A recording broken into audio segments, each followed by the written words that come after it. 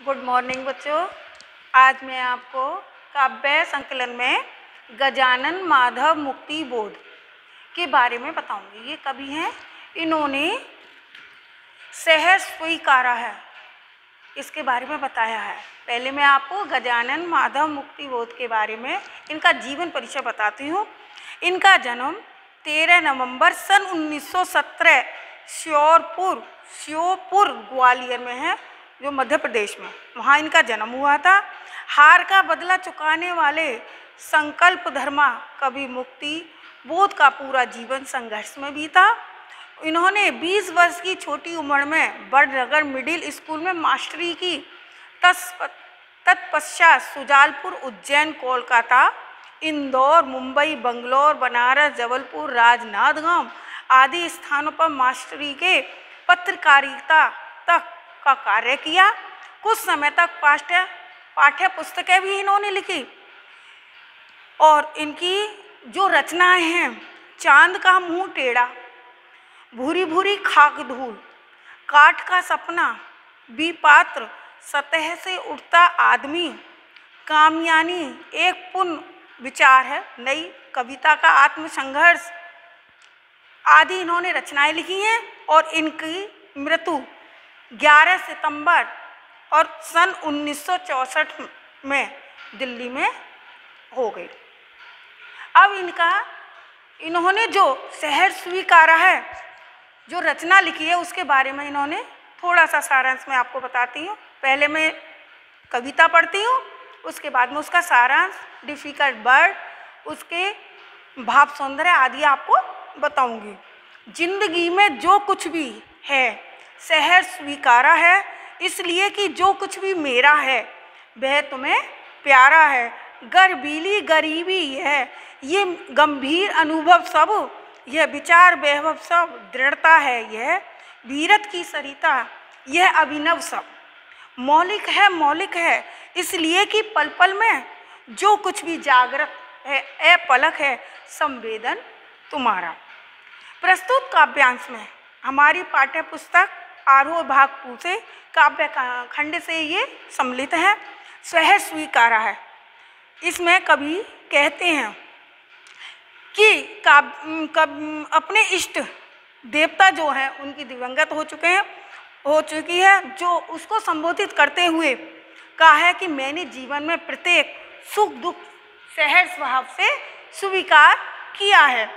तो उसकी व्याख्या करते हुए कहते हैं कभी कि मेरे जीवन का हर पहलू तुम्हें प्रिय है, अतः मैं दुख सुख की चिंता किए बिना ही सभी कुछ सहज भाव से स्वीकार करना चाहता हूँ। मुझे अपनी गौरव करने वाली निर्धनता सुख दुख में एक समान रखने का गंभीर अनुभव है। काव्य रचना करने, खोजी पत्रकारिता तथा समीक्षा के क्षेत्र में प्रयुक्त होने वाले विचार, इस सब पर मुझे इसलिए गर्व है क्योंकि ये सब तुम्हें प्यारे हैं। मेरे जीवन का दृढ़ होना, मेरे हृदय में नदी की भांति नित नए विचारों का प्रभावित होना और मौलिकता का समस्त श्रेय तुम्ही को ही जाता है, क्योंकि तुम्हारी मौन परंतु जागृत संवेदना ही मुझे प्रेरित करती है, यानी कि वही मुझे उकसाती है, कहती है। तो इसमें भाषा विशेष में देखिए, भाषा शुद्ध है, साहित्यिक खड़ी बोली है, आत्मकथ्यात्मक शैली का निर्वाह हुआ है, इसमें तत्सम शब्दों का प्रयोग हुआ है। गर्वीली गरीबी और विचार वैभव में कौन सा अलंकार है? अनुप्रास अलंकार है। पल पल में पुनरुक्ति प्रकाश अलंकार है। मुक्त छंद रचना है, इसमें माधुर्य गुण संपन्न की भाषा है और पद्यांश की प्रत्येक पंक्ति गहन अर्थ ये व्यक्त करती है, गहन अर्थ देने वाली है प्रत्येक पंक्ति। अब देखिए दूसरा, जाने क्या रिश्ता है, जाने क्या नाता है, जितना भी उड़ेलता हूँ भर भर फिर आता है, दिल में क्या झरना है, मीठे पानी का सोता है, फिर भीतर वह ऊपर तुम मुस्काता चांद, जो धरती पर रात भर मुझ पर त्यों तुम्हारा ही खिलता वह चेहरा है। कवि कहता है कि कुछ सीमा तक कवि स्वयं भी उस अदृश्य सहारे को जान नहीं पाया, उसके बारे में उसकी व्याख्या करते हुए कहता है कि मैं उस अनजाने रिश्ते को आज तक नहीं जान पाया, किंतु इतना अवश्य है कि उसके प्रति मेरे मन में अथाह प्रेम है। मेरे हृदय में प्रेम के अक्षय स्रोत का जो रूप ले लिया है वह बहुत ज़्यादा व्यक्त करने पर भी खत्म नहीं होता। जिस तरह चंद्रमा रात भर अपनी मधुर शीतलता चांदनी से पृथ्वी को तृप्त करता रहता है, उसी प्रकार तुम्हारा हंसमुख चेहरा मुझे लगातार प्रेम भाव से युक्त रखता है। अर्थात मेरे जीवन को तुम्हारा प्रेम भावी तृप्त करता रहता है। किसके लिए कहता है? इष्ट देवता जो है उनके लिए कभी बार बार कहता है। तो विशेष में है, भाषा शुद्ध है, साहित्यिक खड़ी बोली है, इसमें उत्प्रेक्षा तथा पुनरुक्ति प्रकाश अलंकार है, मुक्त छंद रचना होते हुए भी कविता में लय गेयता का पुट विद्यमान है।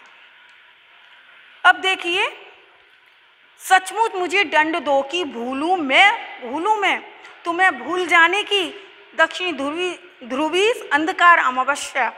शरीर पर चेहरे पर अंतर में पालूं मैं, झेलूं मैं, उसी में नहालूं मैं, इसलिए कि तुमसे भी परिवेष्टित आच्छादित रहने का रमणीय यह उजेला अब नहीं सहा जाता है। ममता के बादल की मंडराती कोमलता पीतर पिराती है, कमजोर और अक्षम अब हो गई है।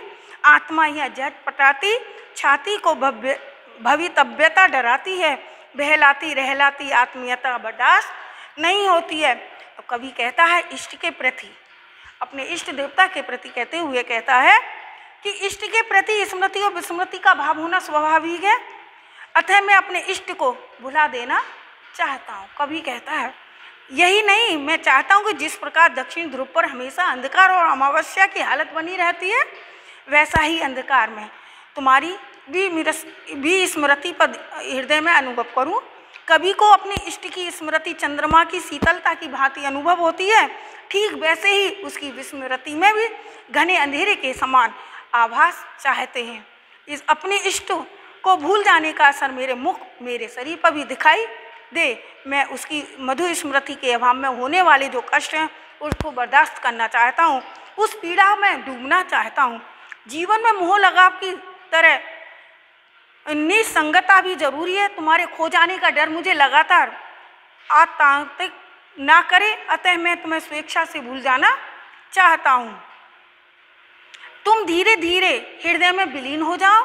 तुम्हारे प्रेम प्रकाश का जो प्रभाव मेरे जीवन में सभी जगह छाया हुआ है वह अब ऐसा हो चुका है, अर्थात अब मैं लंबे वक्त तक तुम्हारे खो जाने का डर बर्दाश्त नहीं कर सकता। कभी कहता है यह ममतामयी व्यवहार जो तुमसे मिला है मुझे मेरे हृदय को ऐसा है दुख पहुंचाता है, अतः मैं तुम्हें भुलाकर उस पीड़ा का अंत करना चाहता हूँ।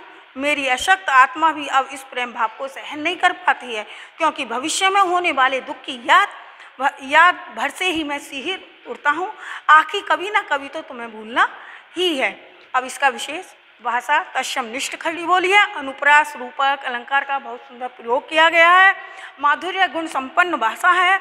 मानवीयकरण अलंकार का सहज प्रयोग हुआ है और स्वर मैत्री तथा शब्द मैत्री भी इसमें विद्वान है। तो बच्चों, आपको ये काव्यांश में जो परेशानी है, जो समस्या है, उसके लिए मेरे से व्हाट्सएप नंबर्स पर बात कर सकते हैं जो नहीं समझ में आ रही। Thank you.